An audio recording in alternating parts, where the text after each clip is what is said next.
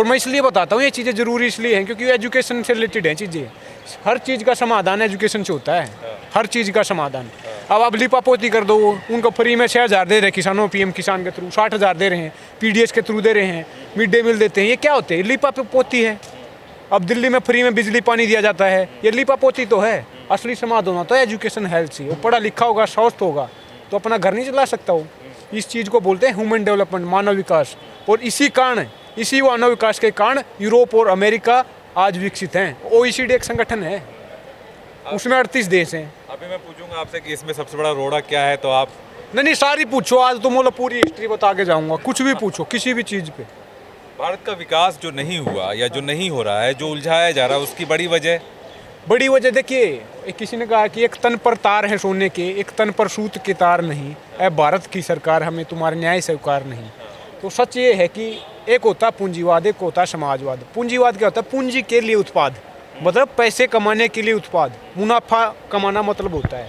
और समाजवाद हो तो उल्टा, समाज के लिए उत्पाद, पूरे देश के लिए। देश का समाज तो है। किसान क्या है? गांव, गरीब, किसान, मजदूर, पिछड़ा, दलित, आदिवासी, अल्पसंख्यक महिलाएं, ये पिछड़े तबके होते हैं। अगड़ा पिछड़ा के नाम पे समझ रहे हो कैसे तोड़ा फोड़ी होती है। तो वो समाजवाद की बात करता है। जब हमारा देश आज़ाद हुआ तो दो व्यवस्था होती है, मैंने समाजवाद पूंजीवाद बताया। तो हमारे देश ने बीच का रास्ता अपनाया था कि हम कारखाने भी लगाएंगे, क्योंकि नया देश आज़ाद हुआ है, हमें इंडस्ट्रियों की ज़रूरत है। नए डैम्स बनाए जाएंगे, इंस्टीट्यूशन खड़े किए जाएंगे, IIT, IIM वगैरह। ये तो सरकारी हैं, लेकिन प्राइवेट भी सिस्टम होगा, पब्लिक भी सिस्टम होगा। लेकिन 1991 के बाद जो पॉलिसी आई ना, BOP क्राइसिस हुआ, बैलेंस ऑफ पेमेंट क्राइसिस हुआ, तो उसके बाद LPG का सिलेंडर लेके आए। सिलेंडर इसलिए बोल रहा हूँ कि लिबरलाइजेशन, प्राइवेटाइजेशन को उदारीकरण आ गया। मतलब कोई भी बाहर से आएगा, यहाँ कंपनी लगाएगा, लूट खसोट के चला जाएगा। अब कंपनी कौन लगाता है? कंपनी आप अपना पैसा आप वहीं लगाओगे जहाँ आपका मुनाफा होगा, सोच समझ के।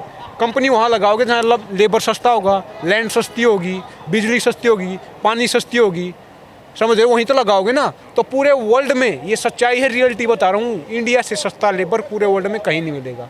तो इस कारण ये नुकसान हो रहा है। और जो ये उदारीकरण की पॉलिसियाँ, मतलब मैं उसके खिलाफ नहीं हूँ, क्योंकि आजकल माना जाता है, क्योंकि उदारीकरण फिर डेमोक्रेसी में आता है, जब पॉलिटिकल तरीके से आता है। वो आपकी बड़ी लड़ाई है ना, उदारीकरण को लेके, सोशलिज्म को लेके।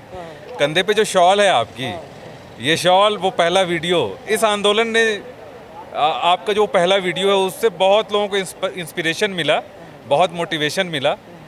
लेकिन जो आपने बोला पहले वीडियो में, वो आग कहाँ से, कब से दबी हुई थी? वो आग आज भी दबी है। और वो आग इसलिए दब रही है क्योंकि मैं आपको कह नहीं रहा, या कह भी रहा हूँ एक तरीके से, क्योंकि हमारा देश, मैंने फिर एजुकेशन की बात कर रहा हूँ और हर बार बोलता हूँ, नेल्सन मंडेला ने कहा था कि education is the most powerful weapon to change the world. क्यों है?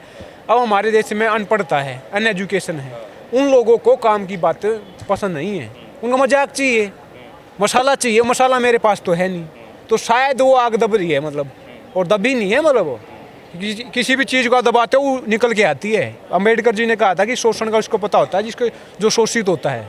ये शोषण है एक तरीके से, तो ये सिस्टम है, ये दबा हुआ है। आप देख लेना, मतलब दोबारा निकलेगा। समझाते हो नौजवानों को, बात करते हो उनसे? बिल्कुल समझाता हूँ। मैं तो इतनी बार तो झगड़ जाता हूँ। मेरे खुद ताऊ का लड़का मुझे मुसलमान बोल रहा है फेसबुक ID पे।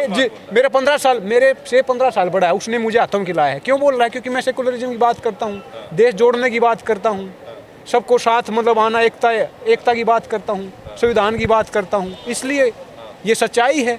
सबसे बड़ा घटिया आज देश में वो माना जाता है जो न्यूट्रल है, जो गरीब की बात करता है, जो शोषित, पीड़ित, प्रताड़ित और वंचित की बात करता है, वो घटिया माना जाता है। ये सच्चाई है। किसी ने कहा था कि हिंदू, मुस्लिम, सिख, ईसाई, समझो अपनी शान को, मजहब की दीवारों में मत बांटो हिंदुस्तान को। आज बांट दिया है देश को, हिंदू मुसलमान के नाम पर, जात पात के नाम पर, भाषा वर्ग के नाम पर, लिंग के नाम पर, आइडेंटिटी के नाम पर। ये मोबिलाइजेशन होना पड़ेगा। ये किसान आंदोलन था, ये ख़त्म हो गया। क्या हासिल करके जा रहे हैं? जो 4 जून 2020 को सिचुएशन थी ना, वहीं पे हैं, बैक टू स्क्वायर वन। 1.5 साल से 2 साल से लड़ रहे हैं। कहीं के नियम कानून वापस हुए। सिर्फ कानून किस लिए वापस हुए? क्योंकि ज़मीनें बिकने वाली थी, तो वहीं पे आगे जाने से शुरू हुआ था। वो हल्ला इतना मचा है। इसका फ़ायदा ये हुआ है कि देश के निवासी ये जानने लगे किसान भी कोई चीज़ है, MSP भी कोई चीज़ है। ये फ़ायदा हुआ है। तो मैं ये कहना चाहता हूँ अल्टीमेटली कि लंबी लड़ाइयाँ हैं। आप सोशलिज्म की बात करते हो, जो दलित डिस्कोर्स है उसमें मैंने देखा है जयदीप मलिक की चर्चा होते हुए आपकी बात होती है। जो दलित है, जो शोषित है इस समाज, जिसको कि हम हमेशा सिर्फ जिसके बारे में पढ़ते रहे, देखते रहे, है ना, आप बोलते हैं। तो इससे बड़ी क्या बात होगी। मैं एक जाट हूँ, मतलब जनरल कास्ट सबको पता हरियाणा में, और मेरे कास्ट के लोग मुझे गाली देने लगे हैं। क्यों? क्योंकि मैं गरीब की बात करता हूँ, मुसलमान की, पीड़ित की, जो नीचा तबका है मैं उसकी बात करता हूँ। गरीब की तो लड़ाई है। इस देश में दो जातियाँ हैं, गरीब और अमीर, उस पर ध्यान देना पड़ेगा। तो मतलब गरीब की बात करता हूँ। और गरीब आप उठा के देखो तो वही होगा, दलित मिलेंगे, मुसलमान मिलेंगे, आदिवासी मिलेंगे। उसकी आवाज उठाओगे तो आप घटिया हो। इस आंदोलन एंटी कुछ दिया है दलितों को या शोषितों को, मुसलमानों को, कुछ इससे मिला? सोच दी है, एक सोच डेवलप होगी यहाँ से, एक सोचने लगे कि हाँ भाई ये चीज़ें हो रही हैं। क्योंकि सब तो पढ़े लिखे नहीं, फिर मैं वही बात कर रहा हूँ पढ़ाई लिखाई की। क्योंकि पढ़ाई लिखाई से साइंस डेवलप होता है, थॉट प्रोसेस डेवलप होता है, सोच विचार करने लगता आदमी, क्रिटिकल थिंकिंग, अंडरस्टैंडिंग डेवलप होती है। तो वो उन लोगों के लिए एक रास्ता खुला है कि हाँ हमारी समस्याएं ये हैं और कौन इन समस्याओं के लिए जिम्मेवार है। आपको पता है आपका रास्ता कहाँ जा रहा है? रास्ता कहाँ जा रहे हैं? आप युवा है ना? रास्ता तो निकालने आए थे, जॉब करने आए थे, लेकिन आपको पता है कैसे हो रहा है। हरियाणा की बात बता रहा हूँ, 40 पेपर हुए हैं 2014 में, इनकी सरकार आई खट्टर जी की, सारे लीक हो गए हैं, सारे बेच दिए हैं। यूपी में, इंडिया में कहीं भी चले जाओ, बोली लग रही है एक चपड़ासी से लेके एक डिस्ट्रिक्ट IAS तक की। तो ये सच्चाई है, कहाँ खड़ा हो पाएगा? ये भाई पुलिस वाले हैं, ये हंस रहे हैं। क्यों हंस रहे हैं? सिस्टम में हैं, इनको पता है कैसे सिस्टम चल रहा है। BTech डिग्रियां करके आओ, 5-5 हज़ार की नौकरी के लिए लाइन लग रही है। दिल्ली के किसी कोने में 5 हज़ार में कमरा लेके दिखा देना, मेरा नाम बदल देना। लाखों करोड़ों का खर्चा हो रहा है, और फिर बंदा आके आंख में आंख डाल के बोल रहा है कि पकौड़े तल ले। जो अपनी सारी मेहनत, मतलब कमाई बाप दादाओं की लगा देता है, 28 साल 30 साल लगा देता है डिग्री डिप्लोमा करने के लिए, उसके बाद इस तरह की बातें होती हैं। ये पचने वाली बात नहीं है। और सारी चीज़ें बहुत सारी हैं कि रातनिंदर जी ने कहा था कि बन के हादसा बाजार में आ जाएगा, जो नहीं होगा अखबार में आ जाएगा। कि चोरू चक्कों की करो कदर, पता नहीं कब कौन सी सरकार में आ जाएगा। चोरू चक्कों की सरकारें चलती हैं। 43% पार्लियामेंट में क्रिमिनल बैठे हैं। 1 साल पहले ये बात बोलता था, आज फिर बोल रहा हूँ, कोई समाधान नहीं हुआ है। ADR की रिपोर्ट बता रही है, ये समाधान कब होंगे? अब प्रियंका गांधी क्या बोल रही है? लड़की हूँ, लड़ सकती हूँ, 40% सीट दूंगी, 50% नहीं दे सकती तू। आधे के लिए है ना, आप अच्छाई तो कर रहे हो, थोड़ी कम क्यों करे? पूरी करो ना, तो समझ रहे हो। और उसके लिए खुश हैं, मोबिलाइज हो रहे हैं, अच्छी बात है। मैं क्रिटिसाइज नहीं कर रहा, क्योंकि उन्होंने शुरुआत की है, थोड़ा ही किया है लेकिन शुरुआत की है। पार्लियामेंट में आज तक कानून क्यों नहीं रिजर्वेशन का वुमेन्स के लिए?